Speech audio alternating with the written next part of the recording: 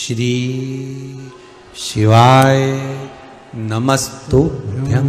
20 साल हो गए, 25 साल हो गए, 30 साल हो गए, संतान का सुख ही नहीं है। लाल चंदन का लेपन बाबा भोलेनाथ पर करना प्रारंभ करो। पीठिका पर लाल चंदन का लेपन करना प्रारंभ करो। लाल चंदन से बाबा का श्रृंगार करना प्रारंभ करो। एक बेलपत्री पर लाल चंदन, दोनों पत्ती नीचे वाली, जो नीचे की जो 2 पत्ती होती है, इस पे लाल चंदन और बीच वाली पत्ती पर पीला चंदन लगाकर बाबा के शिवलिंग को समर्पित करिए। बाबा से प्रार्थना करिए, रोज प्रार्थना करो। परंतु एक बात का स्मरण रहे, 25 साल हो गए, 20 साल हो गए, 30 साल हो गए, संतान नहीं, तो पहले जल से अभिषेक कराना, अभिषेक कराकर उस जल का आचमन करने के बाद हाथ को खासा करना, धोना। उसके बाद में फिर वापिस बाबा का स्नान कराओ, फिर चंदन का लेपन कराओ, फिर 1 लोटा जल चढ़ाकर बाबा का स्नान कराओ। बाबा का बड़ा सुंदर भाव से लाल चंदन से जो अभिषेक करता है, बाबा को लेपन कर कर फिर जल चढ़ समर्पित करता है, निश्चित है उसकी गोदी मेरा देव अधिदेव महादेव जरूर भरता है। ये निश्चितता है।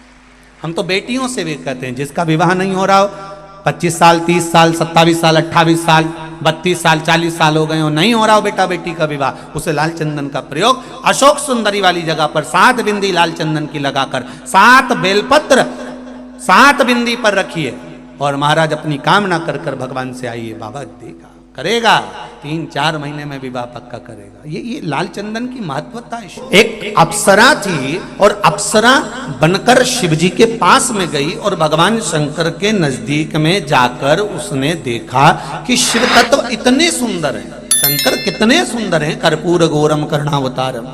पहले तो शिवजी को सुंदर देखने वाला चाहिए।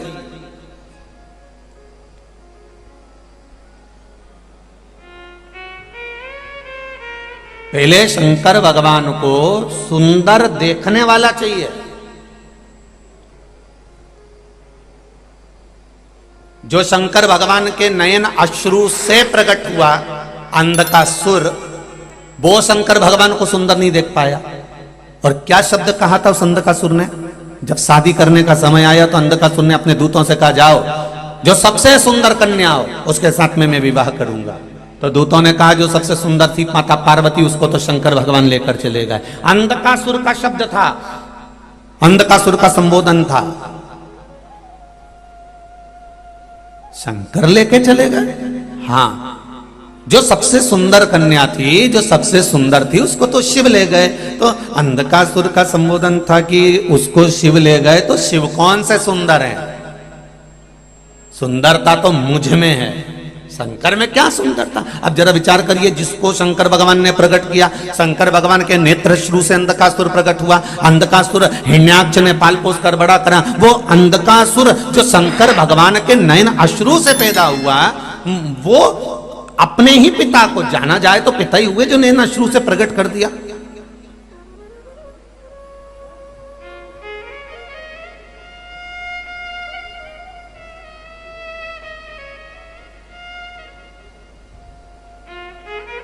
ये तो उसी में का हाल है कि संसार की जितनी नारी होती है, स्त्रियां होती हैं, माताएं होती हैं, वो कभी अपने पति की तारीफ खुलकर नहीं करती। जब भी कहेंगी तो एक बात जरूर कहेंगी, उसको देख लो, एक उसका पति है, तुम्हारे दोस्त को देख लो कितना विद्वान है, और तुम एक देखो, जब घर में बैठे रहते ये करना वो करना, बस सोचते रहते हो, और वो देखो कितना आगे बढ़ते जा रहा। दूसरे की तारीफ करते देखा, पर अपने पति की, हाँ, जितने आपके अंतर्गत बल है और आपने जो करा वो श्रेष्ठ है, उसमें कोई गलत नहीं है। दुनिया नहीं कर सकती जो आप कर सकते हो। ये बल आप दे सकते हो, ये बल आप प्रदान कर सकते हो।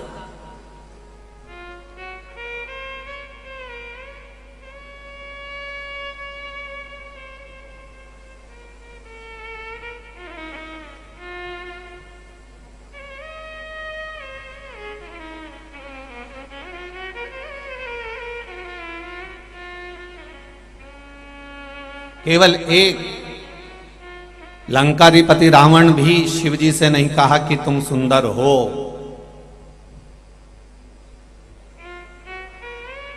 यहां स्वयं अंध का सुर कह रहा है कि मैं सुंदर हूं, शिव कहां इतने सुंदर है, उसको पार्वती को मैं अपना बनाऊंगा।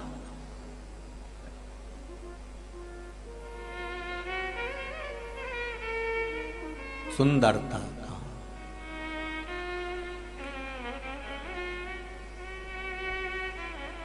बहुत कम लोग होंगे जो सुंदरता देख पाएंगे। पहले तो शंकर भगवान की सुंदरता देखने वाला चाहिए। इतनी भीड़, अपार जन समुदाय, आप कथा सुनने के लिए आए हो, रोज समिति टेंट बढ़ाती है और रोज उस टेंट को आप भर देते हो। आपके भीतर ये भाव है कि शंकर भगवान की कथा बड़ी सुंदर है, ये आपके भीतर भाव है कि शिव की कथा सुंदर है, और ये सोचकर आप शिव महापुराण की कथा में जाकर बैठते हो। इसलिए मेरा भोलेनाथ आपको भी सुंदर बना देता है, सत्यम बना देता है, शिवम बना देता है।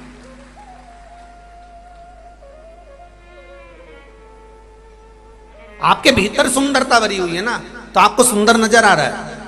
काला कलर का चश्मा लगाओगे तो सब काले दिखेंगे, पीले कलर का लगाओगे पीले दिखेंगे, नीले कलर का लगाओगे नीले दिखेंगे, सफेद कलर का लगाओगे सफेद दिखेंगे। ये दृष्टि का भेद है। आप अगर अच्छे हो तो आपको सारा विश्व अच्छा नजर आएगा। आपको अगर आप भीतर से ठीक हैं तो सारा संसार आपको ठीक नजर आएगा। और यदि आप सुंदर हैं अंदर से, आत्मा से, चित्त से, वृत्ति से, तो कथा भी सुंदर नजर आएगी। आप अच्छा छाट लेंगे, अच्छा निकाल लेंगे। ये गुरुजी ने ब्रह्मा जी का चरित्र श्रवण कराया और सुंदर कर्मनाशा नदी का वृतांत श्रवण कराया। भगवान ब्रह्मा जी का अर्धनारीश्वर स्वरूप वर्णन किया, भगवान शंकर का ये स्वरूप वर्णन करा, गौ माता का चरित्र श्रवण कराया, ये चरित्र श्रवण कराया। आप अच्छे हो तो आप पूरी कथा में से अच्छाइयां छाटते रहोगे। और अगर आपकी दृष्टि में भेद बढ़ा हुआ है, आपकी दृष्टि में कपट भरा हुआ है, आपकी दृष्टि में बेईमानी भरी हुई है और आपकी नजर ठीक नहीं है, तो दुनिया का कोई भी आकर खड़ा हो जाए आप उसमें बुराई देख ही लोगे, ये निश्चित है। चश्मा जो लगाया होगा वैसा आपको नजर आएगा, ये निश्चितता है।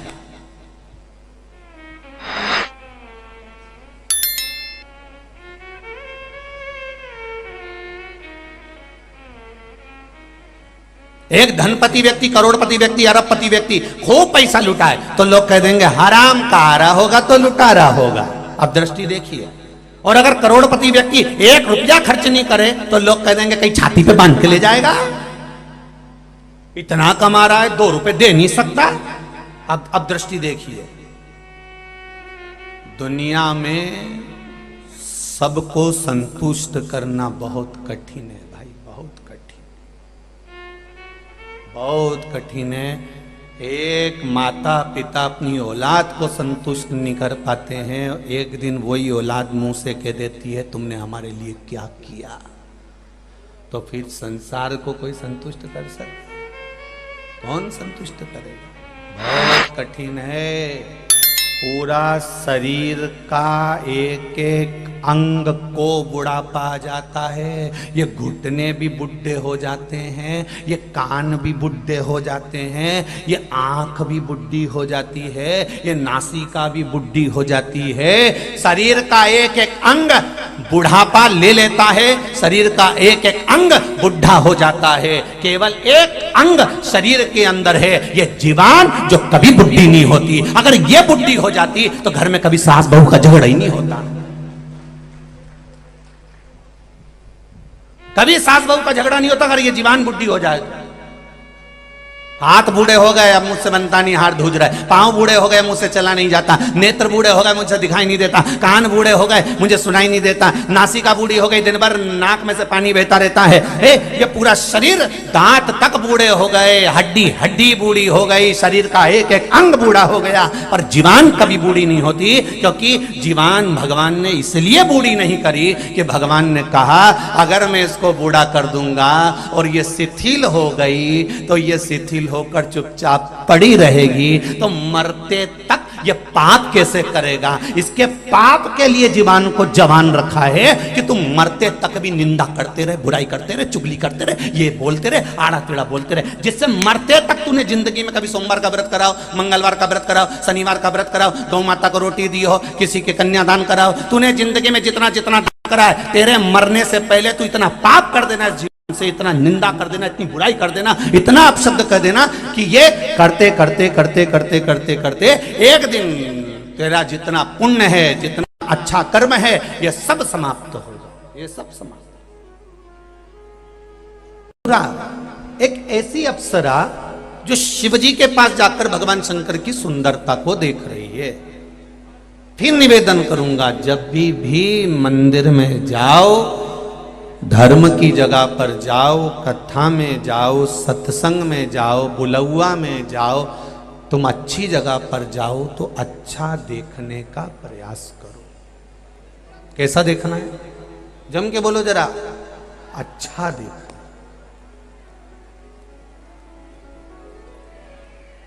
तुम जितना अच्छा देख सकते हो उतना अच्छा देखिए। और हम क्या देखते हैं मंदिर में जाने के बाद? अरे कितनी गंदगी पड़ी हुई है, कितनी गंदगी। सबसे बड़ी दुख की बात एक ही है कि हम अपने धर्म में से गंदगी निकालने का प्रयास करते हैं और दूसरे के धर्म की खूब बड़ाई करते। उससे तो वो देखो, उनको देखो, उनको देखो। अपने धर्म में तुमने जिंदगी भर बुराई ढूंढी है और दूसरे के धर्म में तुम हमेशा अच्छा देखते रहे। दूर के ढोल, जम के बोलो रे मंदसौर वालों, दूर के ढोल सुहावने। दूसरे धर्म में अच्छाई दिख रही है और अपने धर्म में बुराई। जिस सनातन धर्म में पैदा हुए हो, जिस सनातन धर्म के अंदर जन्मे हो, और जन्म लेने के बाद भी तुमने केवल 24 घंटा सनातन धर्म की बुराइयों को केवल छाटा है, इसमें से तुम अच्छा ही नहीं निकाल सके कि अरे क्या जोरदार आनंद है साहब, क्या पशुपतिनाथ का मंदिर है साहब, क्या सुंदर सेवा हो रही साहब, क्या सहस्त्रलिंग है साहब, क्या शिवना नदी है साहब। अपने बखान, अपना गुणगान अपने को करना।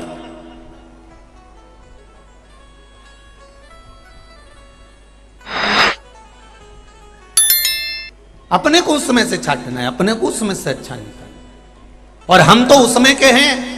कई लोग दुनिया में ऐसे मिलेंगे, वृंदावन घूमने गए, मथुरा घूमने गए, ब्रज 84 कोस की यात्रा करने गए, कहीं द्वारका जी घूमने गए, कहीं जगन्नाथ चले गए, कहीं बद्रीनाथ गए, कहीं आप रामेश्वरम गए 12 ज्योतिर्लिंग का दर्शन करने, कहीं आप गंगा सागर चले गए। जितनी जगह हम जाएंगे उतनी जगह से हम बुरा छाट कर लाएंगे। मैं तो वृंदावन गई थी, दर्शन करने के लिए गई थी, वहां तो इतनी गंदगी, इतनी गंदगी। मैं तो गिरिराज जी की परिक्रमा कर रही थी, पूरा नाली का पानी बाहर आ रहा था। अरे तू गिरिराज जी की परिक्रमा करने गिरिराज जी से नेल मिलाने गई थी कि नाली से नेल मिलाने गई थी?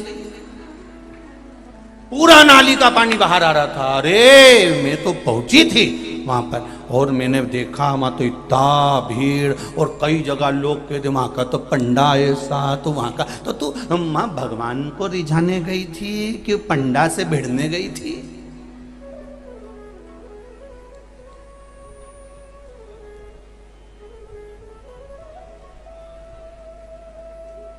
क्यों हम अच्छा नहीं देख पाए? वो मधुरा नाम की अप्सरा शिवजी को देखकर आनंदित हो गए। इतने सुंदर, क्या देवती देव महादेव इतने सुंदर हो सकते हैं? इतने सुंदर।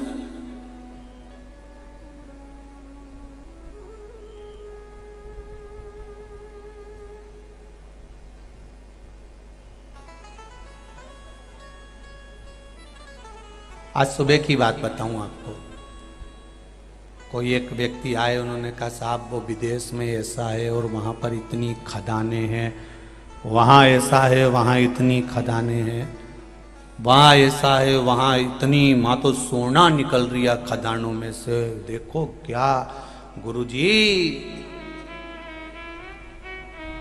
और एक अपना भारत में कहीं नहीं, बस लोग एक दूसरे का पांव खींचे और कहीं नहीं करे। हमने कहा कौन के? सारी दुनिया में सारी माइंस होगी, सारी दुनिया में ढेर खदान होगी, पर भारत की भूमि पर संतों की खदान है, ये कहां से लाओगे?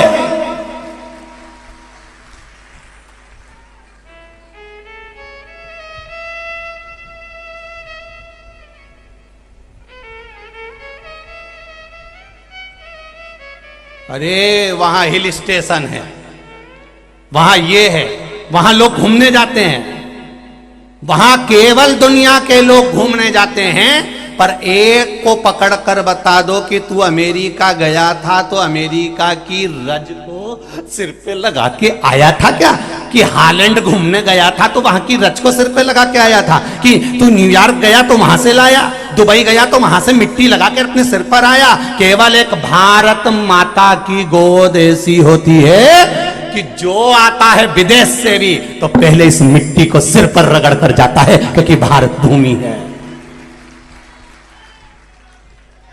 हम दूसरी जगह का बखान कर रहे हैं, वहां इतनी खदानें, वहां इतनी खदानें। सारी खदानों को छोड़ो, भारत की भूमि पर संतों की खदान है। वो संत विराजमान है जिन्होंने तप साधना के बल पर स्वयं मेरा देव अधिदेव महादेव आनंद कर जाता है। मंदसौर की भूमि भी संतों से कम नहीं होगी, साधुओं से कम नहीं होगी। तभी तो सिवाना के घाट पर एक और ज्योतिर्लिंग प्रकट हो गया, सहस्त्रलिंग। पहले तो पशुपतिनाथ थे, एक लिंग और प्रकट हो गया। ले कितना भजन करोगे, कितना आनंद करोगे? जब तो मंदसौर नगर का आनंद जब समझने वाला समझ सकता है। जिसके भीतर अच्छाई देखने का आनंद होगा वो अच्छा ढूंढेगा, जिसमें अच्छाई देखने का आनंद होगा वो अच्छा ढूंढने का प्रयास करेगा। वहां खदान, यहाँ संत की खदान है भारत की भूमि पर। वहां लोग घूमने जाते होंगे, अमेरिका, न्यूयॉर्क, हालैंड, जहां जाना हो वहां घूमने जाते होंगे, पर वहां की मिट्टी को सिर पर नहीं लगाते होंगे। और हमारे भारत देश में दूसरे भी घूमने आते हैं तो गंगा, यमुना, सरस्वती, नर्मदा, कावेरी, ऐसे कई तीर्थों के घाट पर जाते हैं तो पहले तो गंगा जी को डुबकी लगाने से पहले प्रणाम करते हैं, फिर आते आते मिट्टी को सिर पर लगाते हैं। कुछ तो भारत की भूमि पर होगा, पर इतने विचित्र दृष्टि वाले लोग हैं, इन्हें दूसरे ही अच्छे लगते। भारत की भूमि ठीक नहीं लग पाती। ये अच्छा देख रहे हैं पर दूसरे में देख रहे हैं। खाते यहां का और बजाते वहां का। इसलिए मेरा निवेदन है, तेरा क्या होगा रे कालिया? होगा क्या? जिस माता पिता ने जन्म दिया उस माता पिता का बार बार गुणगान करो। जिस माता पिता के साथ रह रहे हो उस माता पिता का गुणगान करिए। केवल बुराई ढूंढी हमने जिंदगी में। बताओ, सरकार बुरी है, इनको वहां से नीचे हटा दो। वो व्यक्ति बुरा है, इसको यहां से हटा दो। तो घर में तुम्हारी लुगाई भी तो बुरा बोलती है, उसको हटा के बता दे जा। कभी कभी तो लुगाई भी बोले और आड़ा टेढ़ा बोल दे। सोचना मती नीमच और मंदसौर की हूं तो मुझे हल्का मत समझना। और मैं बरनागर की हूं, मैं उज्जैन की हूं। जब बोले तो तू उसको हटा के बता दे कि मैं अब तेरे साथ नहीं रह सकता, तू जा यहां से, हटा के बता। जब वो चली तो जाएगी, बापड़ा थाना और कोर्ट का चक्कर लगा लगा के तेरी हालत ढीली कर देगी। जा। तुमने तो कह दिया ये बुरा इसको हटा दो, वो बुरा उसको हटा दो, तो तारा घर में भी तो बैठी जगत जननी जगदम्बा चंद्र घंटा। रोज तेरे पे सिंदूर चढ़ाए भेरू, रोज तू के भी हटा दे।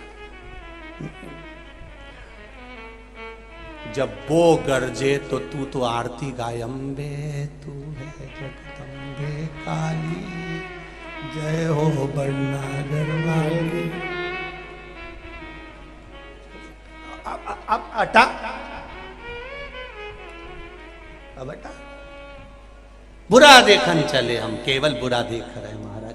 पर मधुरा ने बुरा नहीं देखा। देवलोक से अप्सरा आई और मधुरा ने शंकर जी की सुंदरता देखी, उनके पास आकर उनकी स्तुति गाने बैठ गई। इतने में पार्वती जी आ गई। पार्वती जी ने देखा कि मेरे शिव जी के शरीर की भस्म को निकालकर ये अपने तन पर धारण कर रही है, तो पार्वती को ठीक नहीं लगा। उन्होंने श्राप दे दिया, नहीं मधुरा तो 12 वर्ष तक मेंढक की योनि में पड़ी रहेगी। और वह मधुरा एक कुएं में 12 वर्ष तक मेंढक की योनि में पड़ी रही। मधुरा की आंख में केवल जल था और शिव का नाम था, शंकर का नाम था। इसलिए शिव जी ने कहा पार्वती इसे कुछ वर दे दो। तो पार्वती ने वर दिया, 12 वर्ष के बाद ये मेंढक की योनि से छूट जाएगी, सुंदर स्त्री बन जाएगी।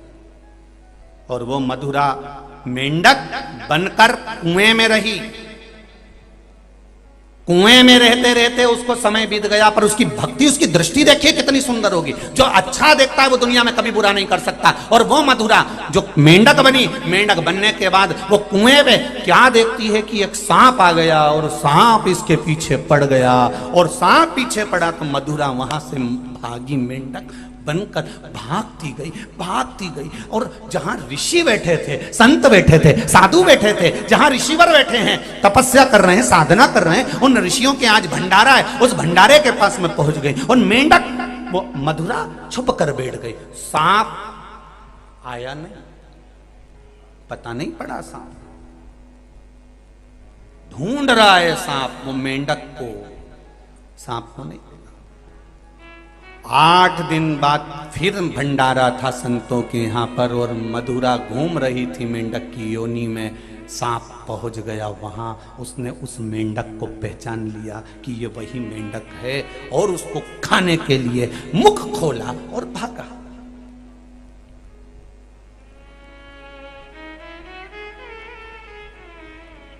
मुख खोला और भागा। जैसे आज सुबह अभिषेक चल रहा था बाबा का, और इतने सारे सभी भक्त लोग अभिषेक में लगे हुए थे, और वहीं एक सांप आकर घूम के आया था सुबह, और घूम के और वो जाए। तो ये तो शिव है, कहीं ना कहीं किसी ना किसी रूप में आकर दर्शन दे ही जाता है। वो आया, चले, उसका भाव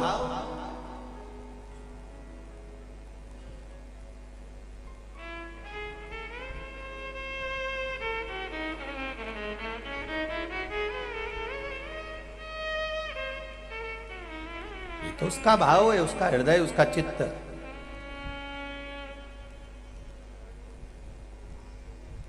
अब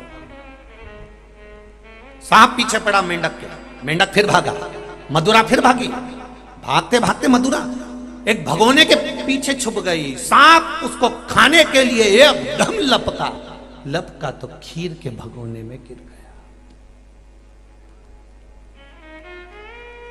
खीर के भगोने में गिरा। मेंढक मधुरा ने देखा कि इसमें सांप गिर गया। अगर कोई दूसरा होता तो ये सोचता कि अच्छा हुआ मर गया। अगर अपने जैसा कहीं का होता और तुम्हें जो परेशान करने वाला के साथ एक्सीडेंट हो जाए, परेशान करने वाले को दुख आ जाए, तो तुम सबसे पहले हनुमान जी को नारियल चढ़ा, अच्छा है, अच्छा है।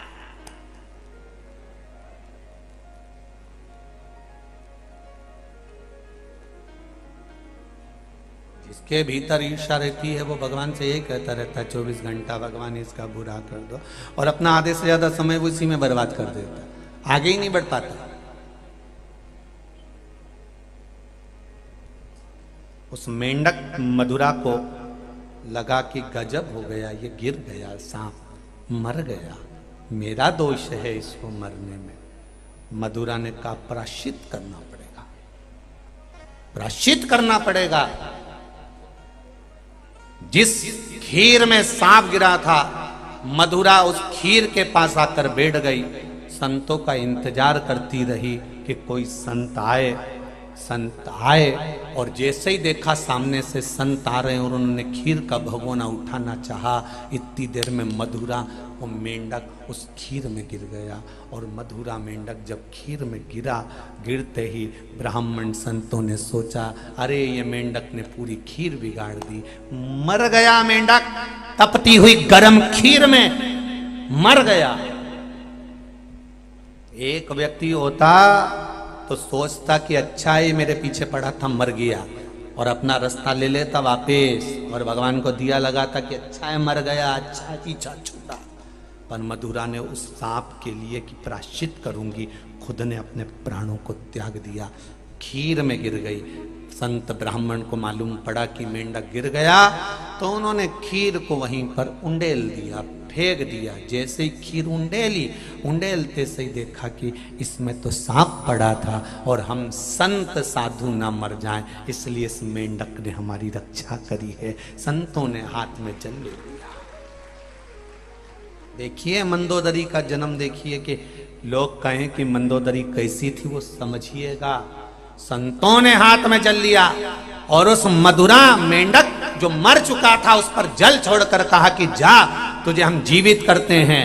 और संत साधु वैसे ही नहीं छोड़ देते, गुरु ऐसे ही नहीं छोड़ देते। गुरु मेंढक को मेंढक ही बनाकर नहीं छोड़ते, संत मेंढक को मेंढक के रूप में ही नहीं छोड़ते, संत उसको पवित्र आत्मा बनाकर छोड़ते हैं। तो उन्होंने हाथ में जल लेकर उस पर छीटा और सुंदर स्त्री बना दिया। वहीं से मय दानव आ रहे थे, उन मय दानव ने देखा इतनी सुंदर कन्या मेरे बच्चे नहीं है, चरण पकड़ लिए। संतों ने कहा इस कन्या का क्या करेंगे, तुम ले जाओ, तुम इसका पालन करना। और वो कन्या का नाम मंदोदरी रखा। वो मंदोदरी जब जाने लगी, जाते जाते उसने संतों ऋषियों के चरण पकड़ लिए। गुरुवर मैं आपकी बेटी हूं, तो हमें कुछ जाने के समय पर दोगे नहीं? तो ऋषियों ने कहा ए बेटा मंदोदरी, हम तुम्हें आशीर्वाद देते हैं, जब जब कोई मार्ग से भटकेगा, चाहे तेरा बेटा हो, चाहे तेरा पति हो, चाहे तेरा पिता हो, चाहे तेरा भाई हो, चाहे तेरी बहन हो, मार्ग से जब भटकेगा मंदोदरी तुझे किसी गुरु के पास जाने की जरूरत नहीं पड़ेगी। ये सप्त ऋषियों का ज्ञान तेरी बुद्धि में रहेगा और तू उन ऋषियों के ज्ञान से सबको ज्ञान देती रहेगी। तू साधारण नहीं रहेगी, तू साधारण नहीं है।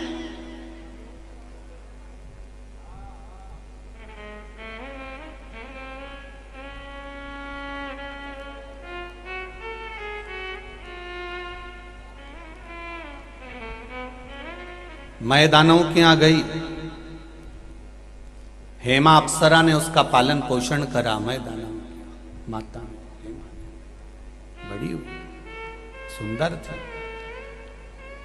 उसकी सबसे बड़ी सुंदरता थी उस मंदोदरी की, वो शंकर की उपासक थी। एक बात अपनी जिंदगी में याद रखना, जितने साधु संत सन्यासी बाबा जोगी का दर्शन करोगे, ये क्रीम पाउडर नहीं लगाते, चंदन का तिलक है, गले में रुद्राक्ष की माला है और थोड़ी सी भस्म शरीर पर लपेट कर रखी है, साधारण से वस्त्र हैं। उसके बाद भी आप देखना कि संत की सुंदरता अपने आप बढ़ती चली जाती है, क्योंकि वो शंकर की भक्ति में डूबे। जो नारी, जो बेटियां, जो बेटे, जो बहुएं, जो माता पिता, घर का एक व्यक्ति भी अगर शिव आराधना में लगा है तो वो उसको पार्लर जाने की जरूरत नहीं पड़ती। साहब सबसे बड़ा पार्लर है मेरे शंकर की कथा, मेरे शिव का मंदिर, जो अपने आप सुंदरता बना देता है। उसका नाम ही सत्यम, बोलो बोलो जम के, सत्यम शिवम सुंदरम। सुंदरम आखिरी में, सबसे लास्ट में ले जाकर छोड़ा है उसने। क्यों सुंदरम लास्ट में आया? कहा जब सत्य आपके भीतर आ जाएगा, हृदय में शिव बैठ जाएगा, तो जीवन सुंदर होने में देरी नहीं लगेगी, मैं तुम्हें सुंदर बना दूंगा। जो दुनिया का 33 कोटि देवता में सबसे सुंदर अगर कोई देव है तो वो महादेव है, सबसे सुंदर देव। एक बार गणेश जी ने कह दिया था, पिताजी ये तन पे भस्म वसम लगा के बैठे रहते हो, जटा जूट बांध कर बैठे रहते हो, एक बार मुझे तुम्हारा सुंदर रूप का दर्शन करना। कैसे हो तुम, मुझे देखना है। शंकर भगवान कभी अपने रूप का दर्शन नहीं कराते थे, कभी नहीं, नहीं मैं नहीं दिखा सकता, नहीं मुझे तो देखना है। शंकर भगवान ने कहा चल गणेश, गणेश जी को बिठाया कंधे पर और लेकर पहुंच गए।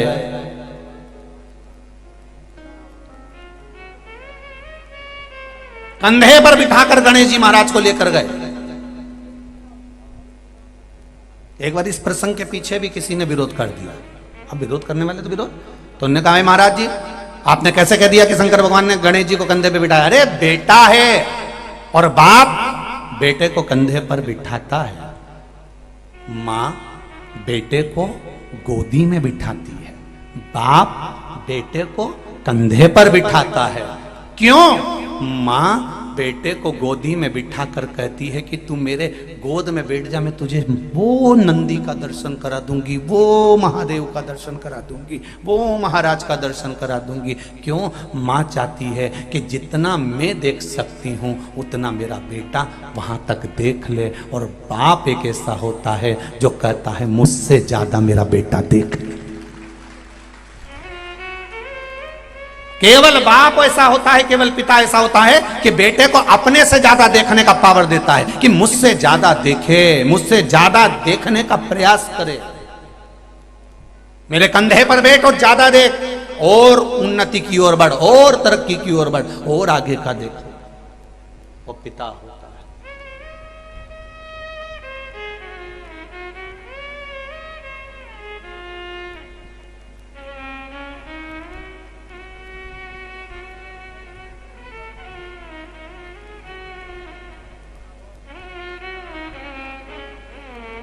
एक बेटी ने एक पत्र भेजा, देखिए।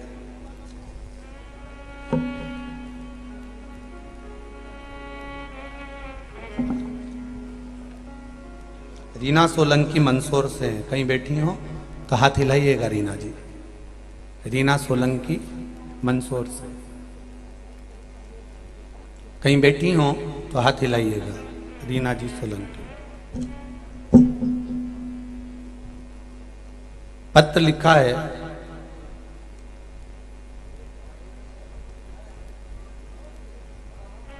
हमारे सनातन धर्म से जोड़ने का गुरुदेव आपने जो कार्य किया उसकी मैं प्रशंसा करूं, मेरे पास शब्द नहीं। जब से मैंने सुना है कि आप मंदसौर आ रहे हैं, तब से मैं आपका इंतजार, मेरा पूरा परिवार पलक पावड़े बिठाकर कर रहा है।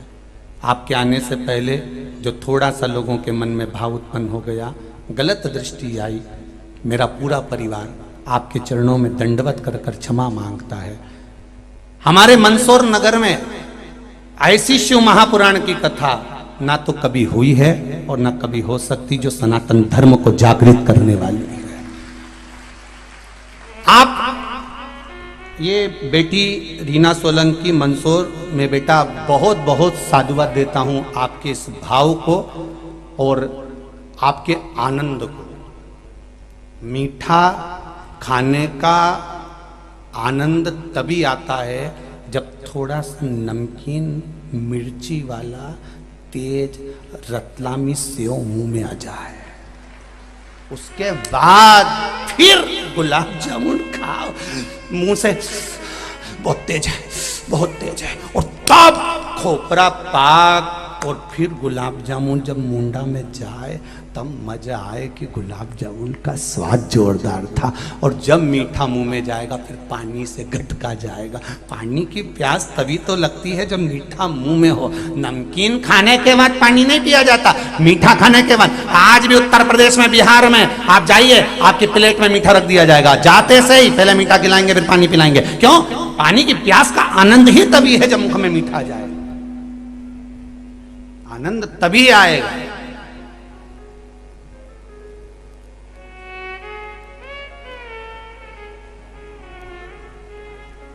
कितना भाव है आप लोगों का, कितना प्रेम, कितना प्रेम। इधर पूरा टेंट बढ़ा दिया, इधर पूरा टेंट बढ़ा दिया, पीछे बढ़ा दिया, उसके बाद भी ढेर खड़े हो, यहाँ से वहाँ तक गाड़ियों पे चढ़ चढ़ के बैठे हो, तो भी कहाँ था? अब तो समिति भी सोच में पड़ी है, तेरा क्या होगा कटिया, क्या कर सकते। सवेरे 4 बजे तक टेंट ही कसते रहे। अब तुम निकलो तब टेंट कसाया, 5 बजे कट्ठा छूटे, तुमको जाते जाते आराम से छोरा छोरी के पकड़ती डोलती 6 साढ़े 6 बजे तो घर जाती, और पूरा ग्राउंड खाली हो तब वो टेंट बनना चालू, और ग्राउंड तब खाली हो, ये तो भगवान जाने। तुम जाती हो, दूसरे आ जाते हैं देखने के लिए, कि कई लोग आते भी देखने के लिए कि आखिर हम जाके देखे तो सही, इतना पानी गिर रहा है तो कितना भगिया तो सही। और जब आए तो इनके चक्कर आ गया बापड़ा उनके, कि ये तो पानी में गीला हो रहा, धूप में पड़ा है, इतना धूप तेज पड़ रही तो नहीं टसमस हो दिया। अब कई करे, इनका करे तो करे क्या आखिर। तो तुम्हारी भक्ति के आगे तो भगवान भी परीक्षा लेता रहता है थोड़ा थोड़ा। तो ये तो संसार है, संसार, इसका आनंद कुछ दूसरा है, इसका आनंद कुछ और। करो भजन, और उस भजन का सुख, मधुरा को संतों ने आशीर्वाद दिया कि तू जब जब अटके, जब जब तेरे चित्तवृत्ति में आए, तब तक तू ज्ञान दे सकती है। हम सप्त ऋषियों का ज्ञान तेरी चित्तवृत्ति में रहेगा। तू सबको समझा सकती है मधुरा, सबको समझा सकती है। वो मंदोदरी कोई साधारण नहीं थी साहब, उसका ज्ञान कितना प्रबल था। वो शिव तत्व में डूबी रहती थी, शिव तत्व में डूबी हुई।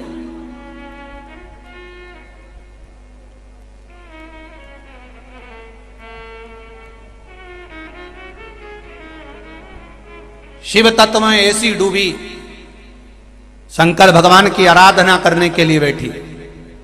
एक दिन आराधना में मंदोदरी बैठी, दूसरे दिन हिंसक पशु पक्षियों ने उसको खाने का प्रयास करा। मैदानों को मालूम पड़ा कि मेरी बेटी के पीछे हिंसक पशु पक्षी पड़ गए, हिंसक पशु पक्षी।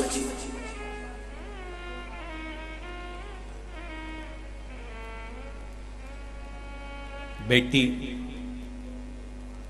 साधारण नहीं थी, तब साधना में डूबी हुई उस मंदोदरी की शिव भक्ति कितनी प्रबल थी कि उसने जितने हिंसक पशु पक्षी मंदोदरी के ऊपर आक्रमण कर रहे थे, खाने वाले थे, और वह मंदोदरी ने केवल जरा सा बेल पत्र का पत्ता उठाकर चार तरफ अपने रख लिया, चार तरफ बेलपत्री के पत्ते को रख लिया, तो एक हिंसक पशु पक्षी प्रवेश नहीं कर पाया।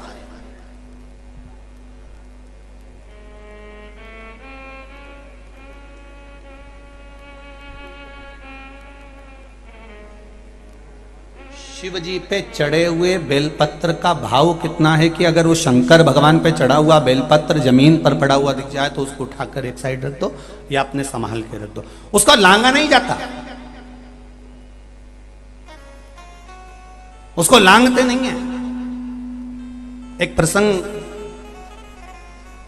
शिव महापुराण में आता है महाराज कि एक भगवान की भक्ति में लीन, भगवान के स्मरण में लीन एक भक्त जो शिव की आराधना में हमेशा लगा रहता था, भगवान शंकर की आराधना में हमेशा समाहित रहता। एक बार वो शिव जी के लिए पूजन का सामान लेकर जा रहा था और देखा उसने कि बगीचे में बहुत अच्छे फूल लगे हैं, पत्तियां लगी हैं, तो उसने तोड़ लिया। राजा का नगर का राजा भी पूजन करने बैठता था, आज उसको फूल पत्ती नहीं मिले। उसने दूतों से कहा कहां गया, पता नहीं, कोई तोड़ कर ले गया, पता करो कहां है। रोज ब्रह्म मुहूर्त में आता, तोड़ कर ले जाता और पूजन कर देता शिव जी की, और राजा अकेला रह जाता। तो राजा को क्रोध आ गया और राजा ने अपने दूतों से कहा क्या वो पकड़ाई में नहीं आ रहा? नहीं, तो एक काम करो, अभी पकड़ाई में आ जाएगा, वो पुण्य कमाया होगा, दिख नहीं रहा होगा। शंकर भगवान पर चढ़ा हुआ निर्माल्य उठाओ और जिस बगीचे में अंदर वो व्यक्ति फूल तोड़ने जाता है उसके रास्ते में उसको बिछा दो, अंदर जाएगा लांग कर, तो फिर वो प्रेत योनि में पहुंच जाए, प्रेत योनि में चला जाए। निर्माल्य दरवाजे पर रखा गया और वो व्यक्ति अंदर आया तोड़ने के लिए। संत स्वभावी था, भगवत भजनावली था, नाम कीर्तनी था, शिव भक्ति में डूबा रहता था, प्रेत योनि में चला गया, रोने लगा। शिव जी ने कहा क्या बात है, क्यों रोते हो प्रभु, मैं इंसान से प्रेत बन गया। कारण, कहा तू जिस निर्माल्य को लांगा, तो मैंने पुण्य करा वो कहां गया? तो क्या निर्माल्य अगर लांगा जाए तो जिंदगी का कितना भी पुण्य करा जाए वो समाप्त हो जाता है। विद्वान ब्राह्मण यह जानते हैं, विद्वान ब्राह्मण ये अच्छे तरह से जानते हैं कि जो निर्माल्य उतारा जाता है भगवान का, उसको आंखों से लगाकर फिर रखा जाता है कि भगवान ये आपका चढ़ा हुआ महाप्रसाद, ये निर्माल्य, ये निर्माल्य। हम तो इतना नहीं जानते क्योंकि हम विद्वानों की गिनती में नहीं हैं और ना हम विद्वान बनना चाहते हैं। हम तो प्रदीप मिश्रा हैं, साधारण भाव, जो कथा मिल जाती है, ज़्यादा संस्कृत आती नहीं, जो है पढ़ा वो तुम्हारे सामने लाकर छोड़ दिया। तुम्हें अच्छा लगे जिंदगी में उतारो, टीवी पर कथा सुन रहे हो अच्छी लगे तो सुनो, नहीं तो रिमोट तुम्हारे हाथ में ही है, तुरंत खटका दबाओ, दूसरा महाराज आ रहा होगा, आराम से सुनो।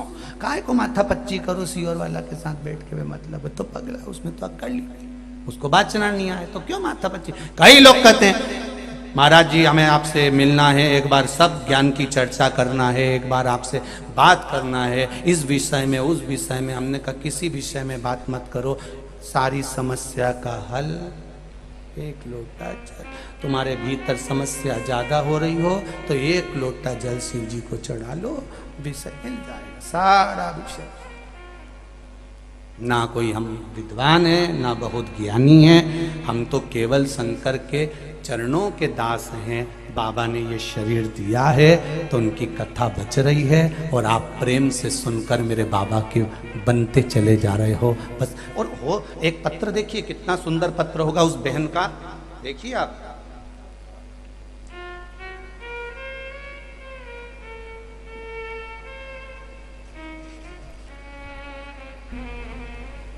भजन भोजन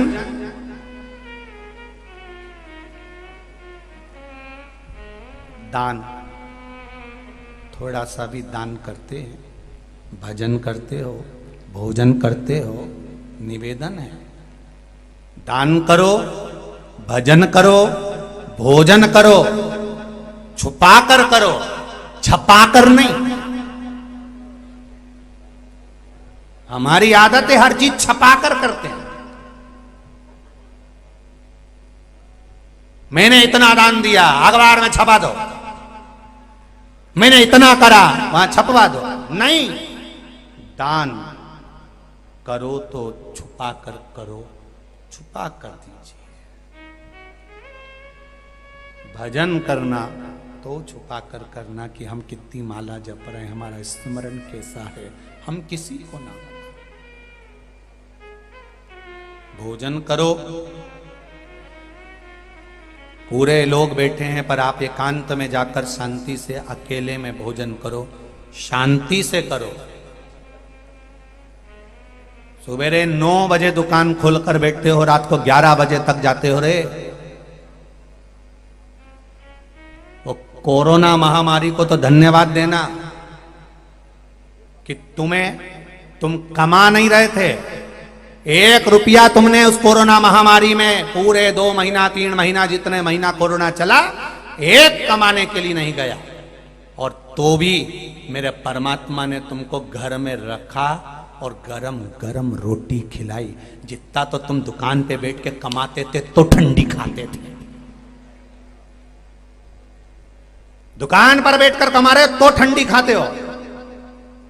8 बजे से दुकान पर 9 बजे से गए हो और जब आए मैं टिफिन लगा दे, मैं टिफिन खा लूंगा, और दुकान पर टिफिन पड़ा हुआ है, बहुत देर का भोजन भी कह रहा है कर ले दादा कर ले, पर नहीं करा, कमाने में लगा हुआ। इतना कमाया कि रोटी भी गरम नहीं खा पाया, आखिरी तक भी रोटी गरम नहीं मिली, आखिरी तक भी।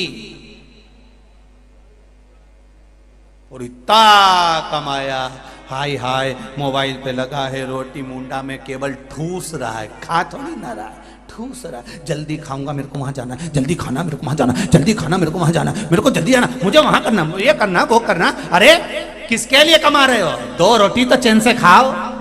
9 बजे से दुकान पर चले जाते हो, रात को 10-11 बजे आते हो, कमा कर कमर टूटी जा रही है, बीपी शुगर ऊंचा नीचा होए जा रहा है, बाल झड़े जा रहे, पूरे शरीर पूरा बेकार हो गया, और 2 रोटी भी चैन से नहीं खा रहे, 2 रोटी भी। और मेरा माताओं से निवेदन है, अपने पति से एक शब्द जरूर कहा करो कि किसके लिए कमा रहे हो। ठीक है, पूत सपूत तो की धन संचय, और पूत कपूत तो की धन संचय। बेटा सपूत होगा ढेर लगा देगा, और बेटा कपूत होगा 50-50 लाख की 4 गाड़ी भी छोड़कर जाना तो सब राख मिला देगा। बिल्डिंग कोठी बंगला दुकान ढेर बनाकर चले जा, सब राख मिला देगा। बेटा सपूत होगा जोड़ेगा, और बेटा कपूत होगा तो जोड़कर चले जा, सब राख मिला देगा। किसके लिए जोड़ रहे हो? किसके लिए? 20,000 का मोबाइल दिला दिया, बेटी ने आवाज लगाई, पापा ने 10,000 का मोबाइल दिला दिया, 25,000 का मोबाइल दिला दिया। पत्नी बोली, उसके लिए 25,000 का मोबाइल आ गया। शादी की सालगिरह हुई, रानी हार आ गया। और मेरा भेरू अभी भी कीपैड चला रहा है, अभी भी छोटा, अपने को काम ही नहीं पड़ता, दुकान पे लगे रहते तो फुर्सत नहीं मिलती, ये बच्चे लोगों का काम पड़ता। तो बेटों को तो चाहिए पापा से कहे, पापा तुम कितना कमाते हो मेरे बाबुल, मेरी शादी के लिए जोड़ा, परिवार के लिए जोड़ा, छोटे से मकान से 4 मंजिल का मकान करा, पापा कितना कमाया है पापा। बेटी भी कह सकती है, बाबुल कितना कमाया। पापा एक बात कहूं, थोड़ा जल्दी आया करो, अपना परिवार सब साथ बैठकर भोजन करेंगे पापा, तो मुझे अच्छा लगेगा। मैं शादी कर कर चली जाऊंगी तब तो आप अकेले रहोगे, भाई की शादी हो जाएगी तो जगदम्बा घर में आ जाएगी, तुम चैन से रोटी खा सकोगे नहीं खा सकोगे, कोई भरोसा नहीं पापा। जब तक हम भाई बहन कुंवारे हैं साथ में भोजन करें पापा, आओ साथ में बैठें, थोड़ा समय हमारे को भी तो दीजिए। पर हाय कमाई, हाय कमाई, हाय कमाई, तिजोरी तो भरी पर ये तिजोरी खाली कर दी, 21,600 रोज निकाल दी, रोज रोज निकाल दी। महाराज मथुरा मंदोदरी छोटी सी अवस्था से शिव उपासना में लगी थी। जैसे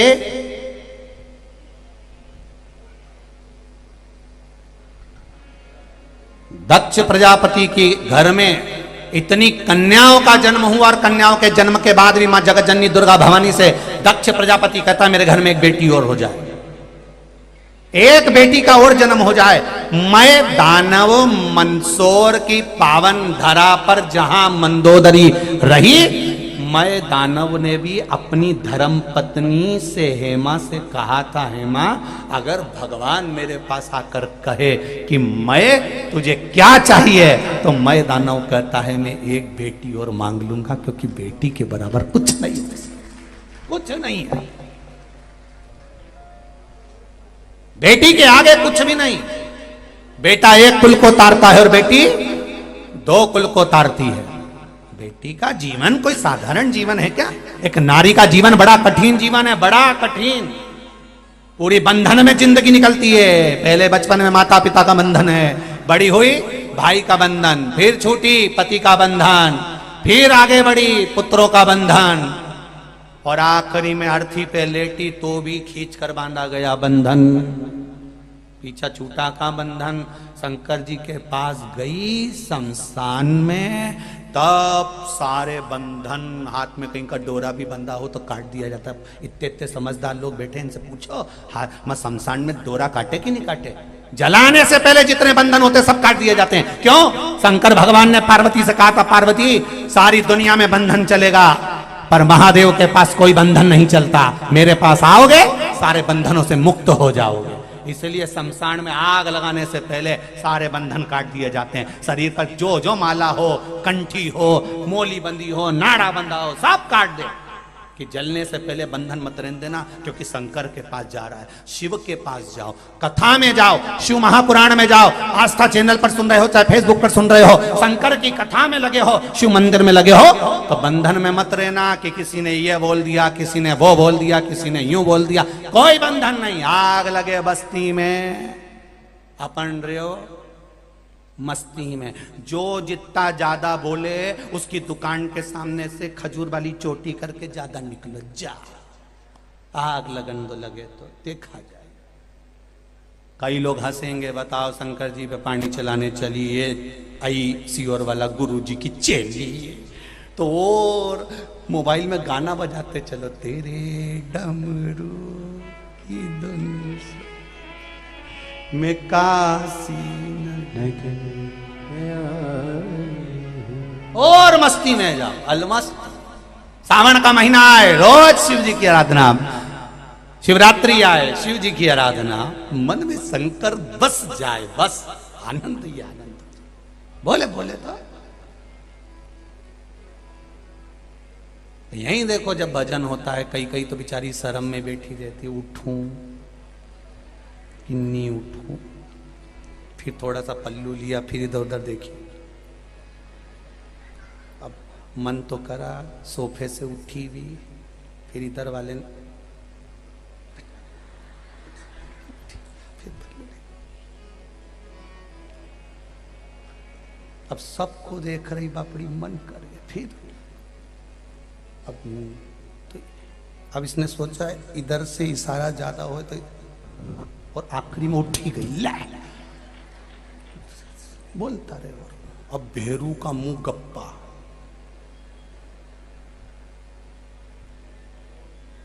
तू घरे चल, तू चल घरे। तो उन्हें भी कह दिया, आ भेरू तू आ, आज नी सिंदूर चढ़ाया तुम्हारा नाम भी नहीं। और ये बोला और फिर जगदम्बा बिखरी। तुम 10 जगह जाओ, मैं बोलूं एक बार कथा में लेके अगर इतिया कर, शिव पुराण में मत चलना मेरे साथ, कल से मैं अकेली चली जाऊं। ले उन्हें स्कूटी उठाई, धुंधुड़ा के पहुंची गई, और घर गई तो सारी स्कूटी 2-4 जगह से दूची। तो पति ने कहा कि ये 4 जगह से स्कूटी दोष दी, तो वो तो स्कूटी थी।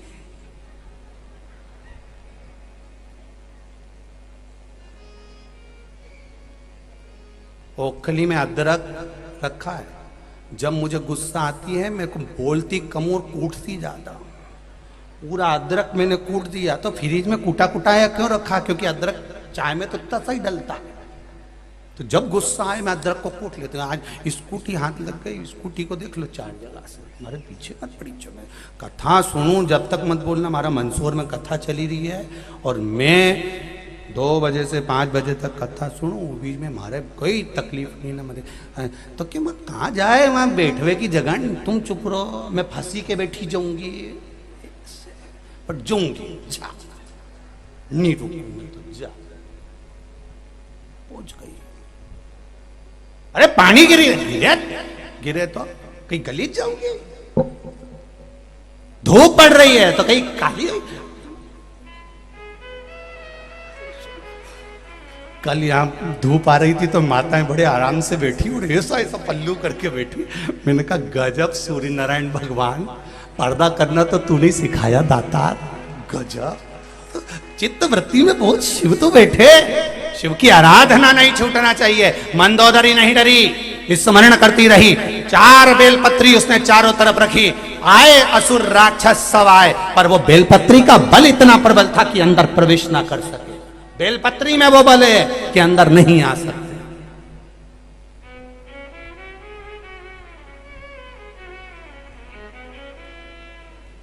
बेलपत्री का बल कोई साधारण है?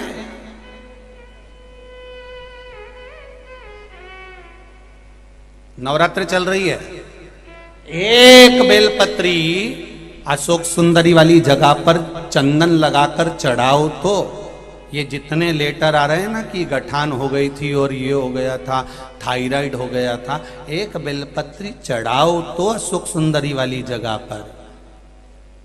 अंदाजा लगा कर रखना, इस नवरात्रे से अगले नवरात्रे तक अगर शरीर में गांठ भी हो जाए तो फोन कर कर बता देना कि गांठ हो गई। अशोक सुंदरी वाली जगह पर एक बेलपत्र चढ़ाया तो जाए, शिव को 1 लोटा जल चढ़ाया तो जाए, शंकर का गुणगान किया तो जाए। पवित्र है ये वाणी, ये जिह्वा और ये श्रवण, जिससे हम कथा सुन रहे हैं, कथा कह रहे हैं, कथा बोल रहे हैं।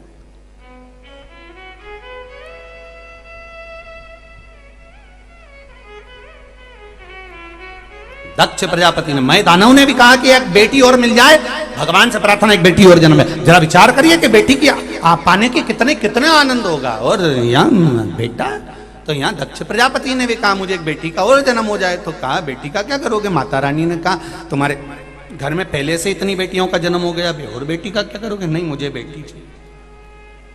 पार्वती माता सती प्रसूति के गर्भ से प्रकट हो गई।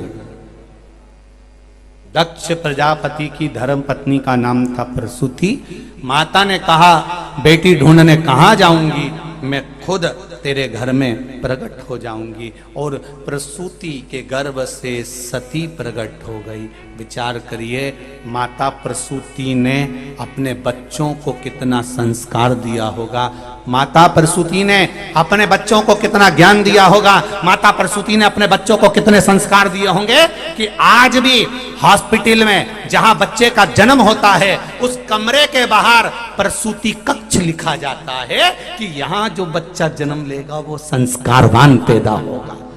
यहां दक्ष प्रजापति की पत्नी ने कोई डोनेशन नहीं दिया तो भी हॉस्पिटल में उनकी पत्नी का नाम लिखाया, क्योंकि संस्कार दिए थे बच्चों को।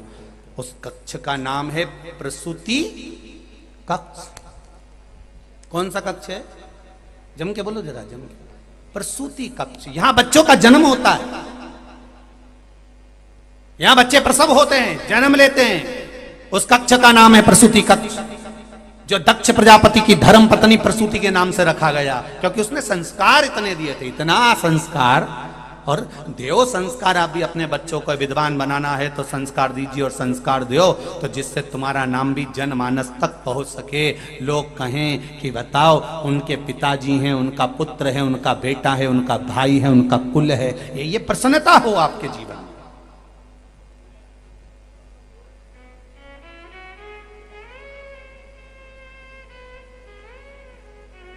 एक बेटी और हो जाए तो वो बेटी हुई प्रसूति के गर्भ से सती हुई। सती मैया ने बाल्यावस्था में तब साधना करी, जैसे मंदोदरी ने तब साधना करी। जब मंदोदरी जैसे चारों तरफ बेलपत्र लगकर भगवान का भजन करती थी, आपको लगे ना कभी जीवन में कि मुझे लग रहा है कि ये कुछ गलत होने वाला, तो एक काम जरूर करिएगा, शंकर जी पे एक बेलपत्र उठाकर अपनी जेब में या अपने पास में रख लीजिएगा। गलत हो ही नहीं सकता, क्योंकि ये बेलपत्री नहीं है। ब्रह्मा, विष्णु और महेश, सरस्वती, लक्ष्मी और पार्वती, और इसके बीच में ये दो पत्ती के बीच में जो बड़ी पत्ती है, इसके बीच में जो जगह है, इसमें 33 कौटी देवी देवता, और यहाँ दो पत्ती से लेकर यहाँ तक का जो जगह है, इसमें 64 योगनियाँ सब इस बेलपत्री के अंदर विराजमान होते हैं। जब देवता हमारे साथ रहते हैं तो बुरा हो ही नहीं सकता, ये निश्चित है।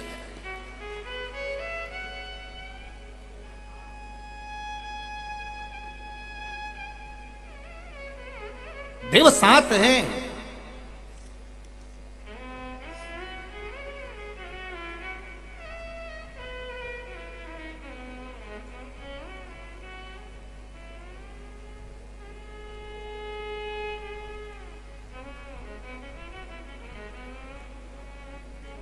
कितनी पुण्यमय धरा है भारत की भूमि, जहां पर सती मैया ने जन्म लिया, जन्म लेकर तप किया, तप करने के बाद भगवान शंकर को प्राप्त करा, और शिव जी को प्राप्त करने के बाद में फिर शिव जी के साथ सत्संग करने गई। सत्संग में थोड़ा सा अभिमान जाग गया, शरीर दक्ष प्रजापति के यहाँ त्याग ना पड़ा, तो लोगों ने कहा कि सती मैया ने शरीर का त्याग करा। एक गलती माता सती ने कर दी थी जिंदगी की, वो गलती आप कभी मत करना मंदसौर वालों। और जितने लोग आस्था पर सुन रहे हैं, जितने लोग फेसबुक यूट्यूब पर सुन रहे हैं, उनसे भी कहूंगा, जो माता सती ने गलती करी वो आप कभी मत करना, अपनी जिंदगी में उतार कर रखना। सती ने एक गलती कर दी थी कि गई पिता के घर में यज्ञ में, और यज्ञ में जाकर उसने एक गलती कर दी। अगर सती को मरना ही था, प्राण त्यागना ही थे, भस्म होना ही था, तो कहीं दूसरी जगह आग लगाकर मरना था। सती मैया अगर मरी, प्राण त्यागे, भस्म हुई, तो यज्ञ जिस कुंड में हो रहा था, सती उसी कुंड में कूद गई। हमारा सनातन धर्म कहता है, भाई अगर कहीं कुछ बोलना भी है, कुछ करना भी है, तो बहुत मौके पड़े हैं। किसी की शादी हो तो उसमें खिल्ली उड़ा लेना, कहीं दूसरी जगह हो तो वहाँ राजनीति में पांव खींच लेना, पर कहीं यज्ञ हो रहा हो, कथा हो रही हो, भागवत हो रही हो, कोई अच्छा कार्य हो रहा हो, तो उस यज्ञ में कूद कर या गड़बड़ी कर कर अपनी जिंदगी को नरक मत बनाना। सती ने एक गलती कर दी थी कि यज्ञ कुंड में कूद गई, शंकर भगवान क्रोध में आ गए। भोलेनाथ जी को क्रोध किस बात पर आया? लोग कहते सती मैया जलकर भस्म हो गई तो शंकर भगवान को क्रोध आ गया। शिव महापुराण को जरा अच्छे से सुनिए, अच्छे से पढ़िए। शंकर जी को क्रोध इस बात पर नहीं आया था कि सती जलकर भस्म हो गई। शंकर को क्रोध इस बात पर आया कि तू गलत जगह पर मर गई, गलत जगह पर तूने प्राणों को त्याग दिया, गलत जगह पर तू भस्म हो गई। सती अगर तेरे प्राण छोड़ना थे तो बाहर जाकर छोड़ती, पर यज्ञ के कुंड में कूद गई, धर्म की जगह पर, अच्छी जगह पर। अरे पांव खींचने के लिए बहुत जगह पड़ी होती है, गलत करने के लिए बहुत जगह पड़ी होती है, पर कहीं सनातन धर्म आगे बढ़ रहा हो, धर्म आगे बढ़ रहा हो, यज्ञ हो रहा हो, अनुष्ठान हो रहा हो, कुछ अच्छा हो रहा हो, तो वहां पर कूद कर गड़बड़ी कर कर अपनी जिंदगी नरक मत कर। सती तूने गलती कर दी, इसलिए मैं तुझे कहता हूं सती कि तू यज्ञ के कुंड में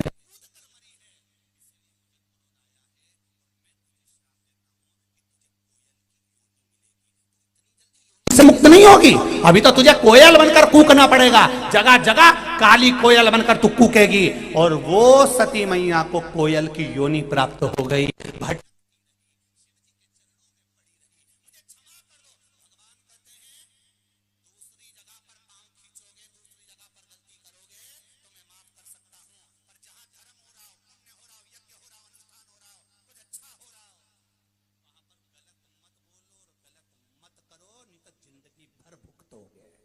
जिंदगी भर अभी तो पड़ी रे सती, तुझे कोयल की योनि में पड़े रहना है कई वर्ष तक। अभी तो तुझे भोगना है कोयल की योनि। सती कहती है मुझे क्षमा कर दो, आगे से कभी मैं यज्ञ में अपने प्राणों को नहीं त्यागूंगी। भगवान कहते हो ही नहीं सकता, तुझे भोगना तो पड़ेगा, अभी तो तू भोगेगी।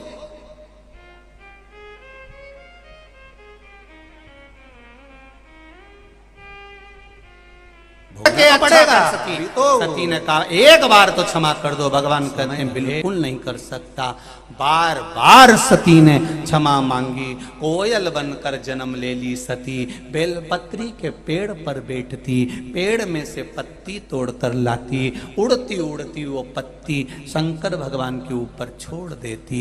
शिव जी जानते कि ये मेरे ऊपर बेलपत्र छोड़ रही है, पर इतनी जल्दी इसको माफ नहीं कर सकता। कई वर्ष निकल गए। एक बार सोमवार की अष्टमी पड़ी। कौन से वार की? बोलो बोलो जरा जम के बोलो। सोमवार की अष्टमी पड़ी। पार्वती जी ने बेलपत्र, माता सती ने अपनी चोंच में से, कोयल ने वो बेलपत्र भूमि पर फेंकी, शिव जी के हृदय पर पड़ी। शंकर भगवान ने नेत्र खोलकर देखा, सती कोयल की योनि में थी, रो रही थी। अब तो क्षमा करो नाथ। शंकर भगवान ने कहा जब 2 आषाढ़ पड़ेंगे और 2 आषाढ़ पड़ेंगे, उस आषाढ़ में तू कोयल की योनि में मेरी स्मरण करेगी, एक बेलपत्र मुझे समर्पित करेगी, तब तू कोयल की योनि से छूटेगी।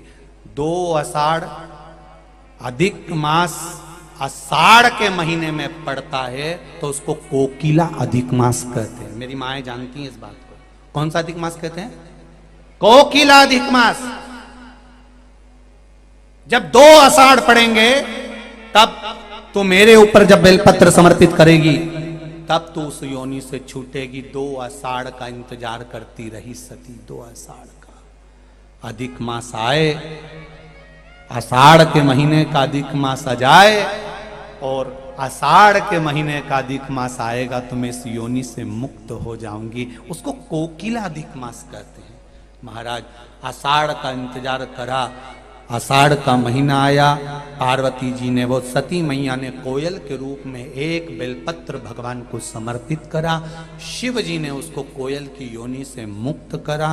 कोयल की योनि से छूटी फिर कहती है मैं कहाँ जाऊंगी? शिव जी कहते हैं तुम पितरों की कन्या मैना, मैना के घर में पार्वती के रूप में तुम प्रकट होगी, मुझे वापस प्राप्त होगी। अब गलती नहीं होना चाहिए। गलती कर दी। जहां यज्ञ हो, अनुष्ठान हो, दान हो, पुण्य हो, सत्कर्म हो, श्रीमद् भागवत में वर्णन आता है राजा बलि दान करने के लिए सामने खड़े थे और शुक्राचार्य जी मना कर रहे थे। शुक्राचार्य जी ने कहा राजन किसको दान कर रहे हो? सामने खड़ा हुआ वो ब्राह्मण का बच्चा नहीं, स्वयं त्रिकालदर्शी भगवान नारायण आकर खड़े हैं छत्र कमंडल लेकर। किसको दान कर रहे हो महाराज? भगवान राजा बलि ने कहा नहीं नहीं साहब, मैं को दान तो कर रहा है, मैं दान तो दूंगा, दान करे बिगड़ तो नहीं मानूंगा, मैं दान देने तो आया हूं। दरवाजे से कोई खाली जाए अच्छी बात नहीं है, दान तो करूंगा। अरे राजन दान कर रहे हो तो किसको? मना करा शुक्राचार्य जी ने, नहीं माने। कमंडल में से पानी निकालने लगे। शुक्राचार्य जी अंदर जाके बैठ गए, टोटी में से एक आंख लगा के देखने लगे। पानी नहीं निकलने दूंगा चाहे कुछ भी हो जाए, पानी निकलने ही नहीं दूंगा चाहे कुछ भी हो जाए। शुक्राचार्य जी ने बहुत हरकत करी, टोटी में बैठ गए, कमंडल में बैठ गए, कुछ भी हो जाए ये होने ही नहीं दूंगा चाहे कुछ भी हो जाए। और उन्होंने बहुत प्रयास करा, पर नारायण तो नारायण थे। उन्होंने कहा राजन क्या? प्यारे भक्तों, आज की कथा में हमारे पूज्य श्री पंडित प्रदीप जी मिश्रा ने जो भी उपाय आज की श्री शिव महापुराण कथा में बताए हैं, अगर आप इन उपायों को अपने जीवन में निरंतर करते हो तो आपको अवश्य ही लाभ प्राप्त होगा। तो भक्तों, इसी के साथ आज की श्री शिव महापुराण के अध्याय को यहीं समाप्त करते हैं। मिलते हैं एक और नए अध्याय के साथ, तब तक के लिए हर हर महादेव। प्यारे भक्तों, अगर आपने अभी तक हमारे चैनल को सब्सक्राइब नहीं किया है तो प्लीज चैनल को सब्सक्राइब करके कमेंट बॉक्स में हर हर महादेव अवश्य लिखिएगा। और श्री शिव महापुराण का भाग 2 देखने के लिए हमारे चैनल को सब्सक्राइब करके वीडियो को एक दिल से लाइक जरूर कर दीजिएगा। तो भक्तों, मिलते हैं एक और नए वीडियो के साथ, तब तक के लिए हर हर महादेव।